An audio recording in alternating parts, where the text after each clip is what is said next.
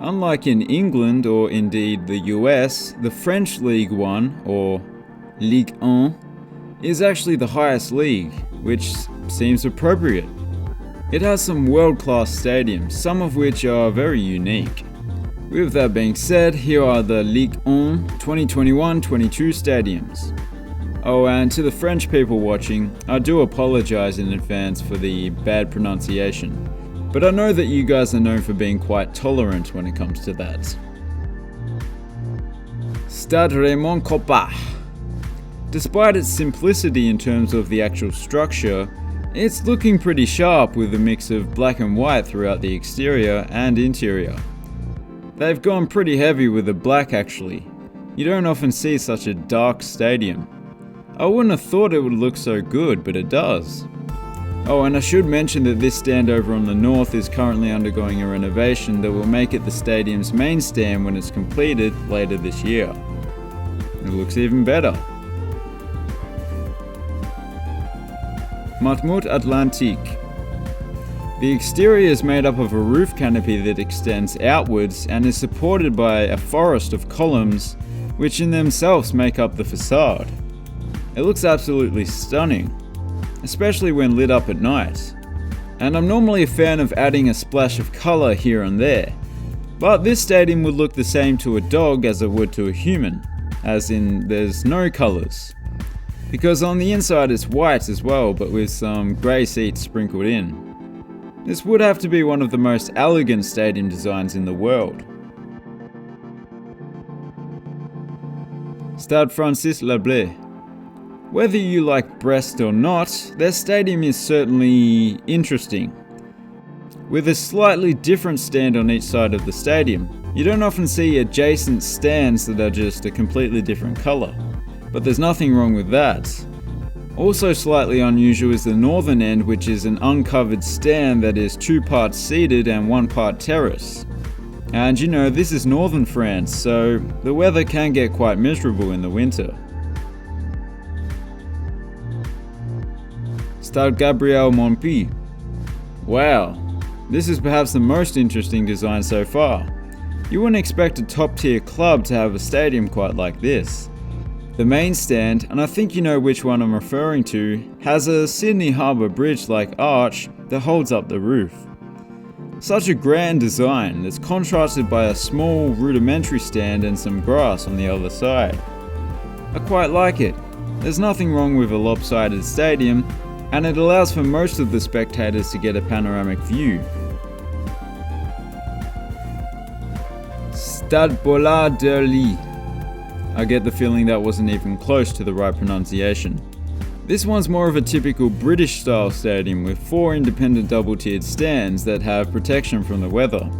Although the use of silver and white on the exterior gives it more of a French look. I don't know why I think that, but I do. They tend to favour lighter colours, I guess. Except for that first one we showed. One of the stands is slightly cut off by some train tracks, giving it a slanted look, which reminds me of Easter Road in Scotland, which is cut off by a road. It's famous for having a larger capacity than the town's population, by about 7,000 or so. Stade Pierre Mauroy. This one's something a little different. It's the one and only retractable roof football stadium in France. The exterior looks great. The facade is actually made up of a mix of metal and these translucent beams. They can light up any colour at night. The interior looks fantastic as well. You don't often see 3 tiers of seating in a stadium of this size. And not only does it have a retractable roof, one half of the field can actually lift itself up to reveal a tennis court underneath. Yeah, they play tennis here as well. That's pretty cool. Stade du Moutois. Like many football stadiums in France, it used to have a velodrome around the field, but since the southern stand was redeveloped a little over 10 years ago, the stadium has been rectangular. The new stand even includes a hotel. Another quirk to the stadium is that the light towers go through the seats and the roof in some sections. Obviously the lights were installed when the corners were empty. Grupalma Stadium. This rather impressive stadium opened just in time for Euro 2016, where it hosted several matches. But Lyon had been planning it for nearly 10 years. The roof is quite interesting and has almost a rough cut gemstone look to it. Interestingly, when they were doing the excavation works, no, they didn't find gems, but they found remains of a settlement that dates back thousands of years. They even found an iron sword. That's awesome. That's the thing that sucks about a new world country like Australia. You dig a big hole and all you find are some witchetty grubs. Anyway, the interior is very in your face with Lyon's colours, which I like. Orange Velodrome. What are you talking about? That's not orange at all. In fact, it's one of the whitest stadiums there is. Of course, orange is just the sponsor's name. The great thing about this stadium is that it's not new. Okay, no, that's not the best thing about it, but I like how, unlike the last one, they just built around this stadium and gave it a major renovation to create what appears to be a brand new stadium. But it still kept the old stands, just expanded them a little. It looks incredible, particularly on the inside. Stade Saint-Symphorien. This one is actually in the process of being renovated, but this is what it looked like before the renovation. Quite nice. But you should see the renderings for the upgraded stadium. Absolutely incredible. Oh yeah, I should probably show them. See? Pretty cool. It looks ever so slightly boat-like, which is appropriate given its proximity to the river. The interior looks incredible as well, and unique, especially those corners. Stade Louis II. It's basically the only stadium in Monaco, and you can understand why. It's quite a densely populated place. But it's also the only stadium in this league with a running track around the field. They're not going to waste money on a separate athletic stadium when real estate costs like €50,000 per square metre. Despite the track, I do really like this stadium, particularly the exterior that blends in very well with the surrounding buildings. On the inside, it is slightly odd. There are these arches here that don't serve much of a purpose, but it's just a beautiful stadium. Stade de la Moisson. Stade de la Moisson. It's located right next to the Moisson River, from which it gets its name, obviously. It can actually be a bit of an issue after heavy rain, where it turns into a water polo stadium. Man, what a misleading name. Why don't they use horses like regular polo? That would be a sight to behold. Or elephants, that would be good. The stadium has a unique appearance due to the fact that one stand, the largest one over on the south, is left uncovered. Yeah, we've seen that earlier, but usually if there's only one stand without a roof, it'll be behind the goals. I also like the orange and blue throughout the stadium. It's a great colour combination. Unfortunately, it's not very common. Stade de la Bourgeois. With its sleek but slightly lopsided appearance, it's almost like an older version of Brighton's Amex Stadium. I like these stadiums that are modern, well kind of modern, without being just a straight up bowl stadium. But if it isn't interesting enough for you, then check out their old ground that is currently used by the reserve team.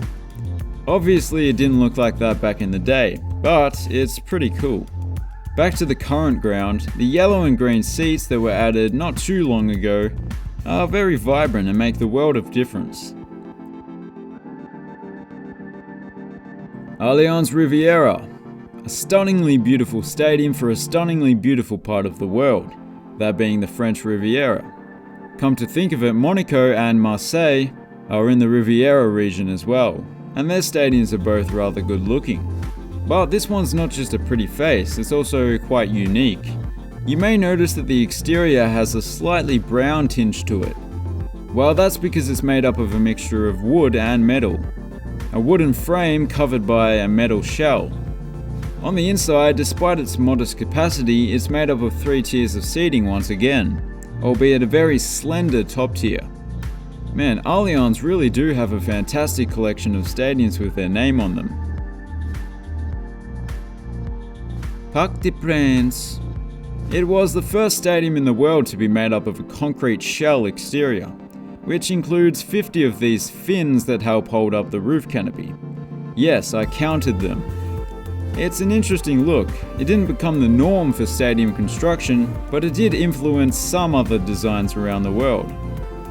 The interior makes up for the monochromatic concrete exterior by being very loud. And it even includes a few depictions of Paris's larger-than-life replica of the Eiffel Tower in Las Vegas. Stade Auguste Delorme. Another completely white stadium on the inside and out. I guess they like white in France. Perhaps that's why they named Mont Blanc the highest peak in the Alps after it. Or maybe it was the vast amount of snow and ice. We'll never know. But it does look classy. Perhaps the most unique feature of the stadium is the large gap between the two tiers, which allows for views outside the stadium from ground level. Interesting. I do quite like that though. Roseanne Park. It's probably the closest to a river that we've seen so far. The Craven Cottage of France. I'm sure that's what they call it. It's got a fairly interesting look to it. The northern stand's roof canopy extends well outside the stadium. I don't know if that was for looks or to help protect those walking around the stadium from the rain, but it looks kinda cool. As does the interior. The seating layout is just a little bit different to what you see most of the time. Stade Geoffroy Guichard. Much like the last one, it started out as 4 independent stands and slowly merged to become fully enclosed, which I personally think looks a lot better than a bowl stadium built from scratch. These images were taken during construction, so it doesn't quite look at its best. The interior looks much better. Like the last one, there's a lot going on, and no two stands are exactly the same. Stade de la Menu. Despite the ground itself being over 100 years old, the current stands that you see today were built in the 80s. That concrete mixed with the brown and beige metal exterior probably wouldn't go down well in the modern day, but it looks okay. But nowhere near as good as what they have planned to be finished by 2025. This one will actually be made from recycled aeroplanes, so that's good. Remember guys, put your aeroplane in the recycled after you're done with it. It helps save the planet. Stade de l'Aube. Yet another one that sits right by a river, but this one might be the most idyllic of them all. The stadium consists of a C-shaped section of double-tiered seating, as well as a separate double-tiered stand, which is the largest in terms of capacity, and thus is known as the Grandstand, despite being not quite as tall as the one over to the east. It's probably nothing you haven't seen before, but it's a great little stadium to end with. And that's it for today's video. If you enjoyed it, please consider subscribing. Thanks for watching, have a good one.